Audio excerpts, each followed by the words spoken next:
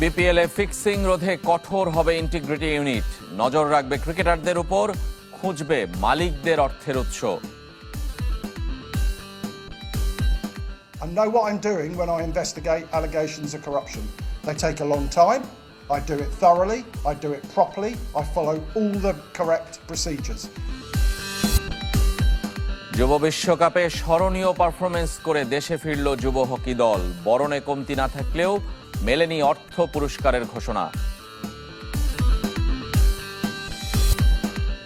Bangladesh football লিগে কাল মুখোমুখি সাবেক ও বর্তমান চ্যাম্পিয়ন। রীতি অনুযায়ী বসুন্ধরার মাঠে অনুশীলনের সুযোগ পায়নি মোহামেডান।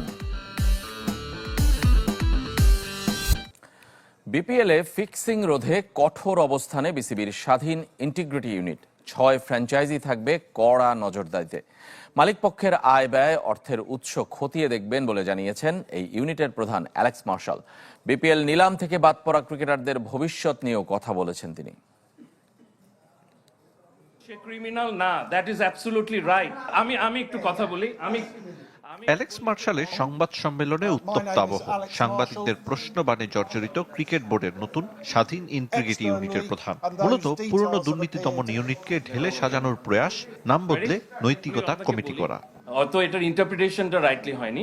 ফিক্সিং সন্দেহে অভিযুক্ত এনামুল বিজয়, মোসাদ্দেক সৈকত সহ 9 ক্রিকেটারকে বিপিএল নিলাম থেকে বাদ দেওয়া হয়েছে, যে কারণে ফ্র্যাঞ্চাইজি টুর্নামেন্টের দ্বাদশ আসরে খেলতে পারবেন না। বিসিবি জানিয়েছিল অন্য টুর্নামেন্ট খেলতে বাধা নেই, তবে এখন উল্টো সুর বোর্ডের আইনজীবীর। তাতেই অস্পষ্ট বিজয়, সৈকত, সানজামুলদের ভবিষ্যৎ। এনারা খেলতে পারবে কি পারবে না এই সিদ্ধান্ত কিন্তু হয়নি। ওনারা যে পারবেই এটাও বলা হয় না, আবার ওনাদেরকে বাদ দিয়ে হয়েছে এটা। যখন যেই টুর্নামেন্টটা হবে তখন সেই সিদ্ধান্তটা আসবে। অ্যালেক্স মার্শালের সংবাদ সম্মেলন, তবে বেশিরভাগ প্রশ্নের দায়িত্ব নিয়েছেন বোর্ডের আইনজীবী। আমরা কারো নাম ফর্মালি ডিক্লেয়ার করিনি, করবো না। বিপিএল ফিক্সিং তদন্তে ফারুক আহমেদের করা কমিটি 900 পৃষ্ঠার রিপোর্ট জমা দিয়েছিল। তাকে বিবেচনায় নিয়ে তদন্ত প্রক্রিয়া অব্যাহত রাখেন অ্যালেক্স মার্শাল। তবে এখনই কাউকে অপরাধী বলতে চান না। শেষ পর্যন্ত অপরাধ প্রমাণিত না হলে বিপিএল না খেলার ক্ষতিপূরণ কে দেবে, নেই সদুত্তর।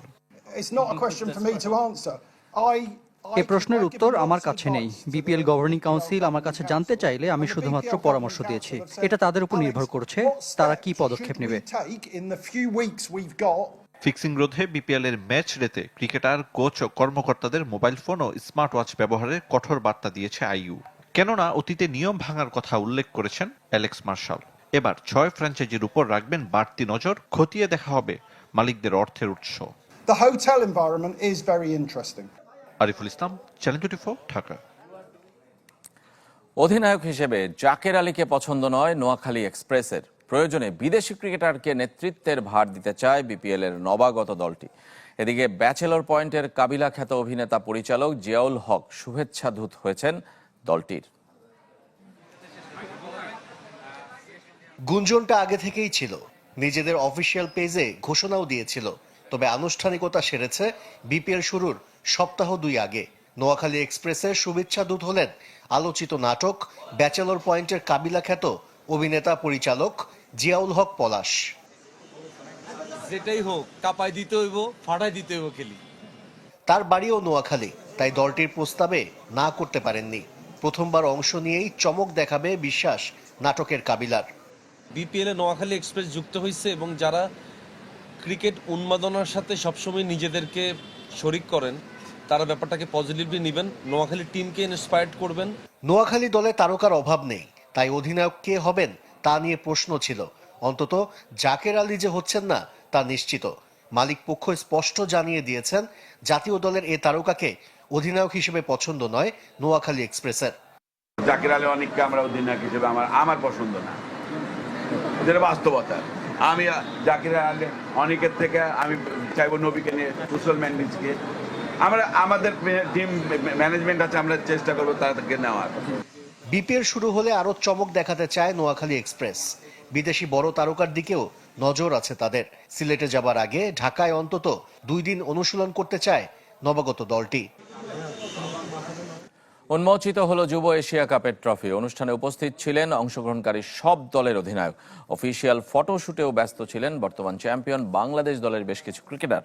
আরব আমিরাতে আসর শুরু কাল 12 ডিসেম্বর। বর্তমান চ্যাম্পিয়ন ও হ্যাটট্রিক শিরোপার লক্ষ্যে থাকা বাংলাদেশের মিশন শুরু হবে 13 তারিখ। প্রতিপক্ষ আফগানিস্তান। দুবাই আইসিসি একাডেমি গ্রাউন্ডে ফাইনাল 21 ডিসেম্বর।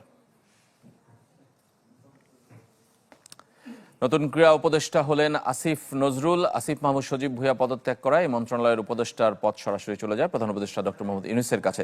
তিনি নতুন করে দায়িত্ব বন্টন করেন আসিফ নজরুলের কাছে। এছাড়াও আইন, বিচার ও সংসদীয় মন্ত্রণালয় আর প্রবাসী কল্যাণ ও বৈদেশিক কর্মসংস্থান মন্ত্রণালয়ের দায়িত্বেও আছেন আসিফ নজরুল। ফেব্রুয়ারিতে জাতীয় নির্বাচনের আগ পর্যন্ত অন্তর্বর্তী সরকারের পক্ষ থেকে তার দায়িত্ব পালনের কথা রয়েছে।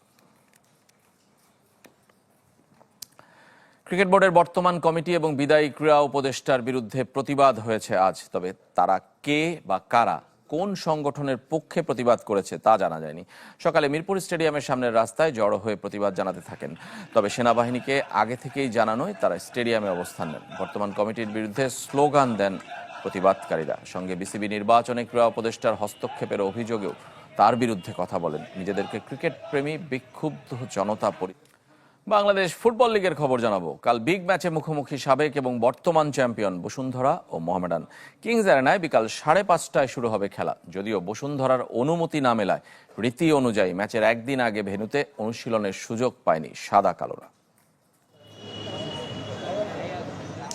ম্যাচের আগের দিন ম্যাচ ভেন্যুতে অনুশীলন করার রীতি। সেই অনুযায়ী কিংস অ্যারেনায় প্র্যাকটিস করার কথা ছিল অতিথি মোহামেডানের, কিন্তু তার পরিবর্তে তাদের ক্যাম্প পল্টন আউটারে। স্বাগতিক বসুন্ধরার আপত্তিতে কিংস অ্যারেনায় নামার সুযোগ হয়নি সাদা কালোদের। সাবেক চ্যাম্পিয়নদের এমন অপেশাদার আচরণে হতাশ ও ক্ষুব্ধ বর্তমান চ্যাম্পিয়ন মোহামেডান কোচ আলফাজ আহমেদ। বসুন্ধরার মতো একটা প্রফেশনাল ক্লাব যে আনপ্রফেশনালিজম যে তারা দেখাইলো সেটা আসলে আমাদের আর কি চিন্তার বাইরে।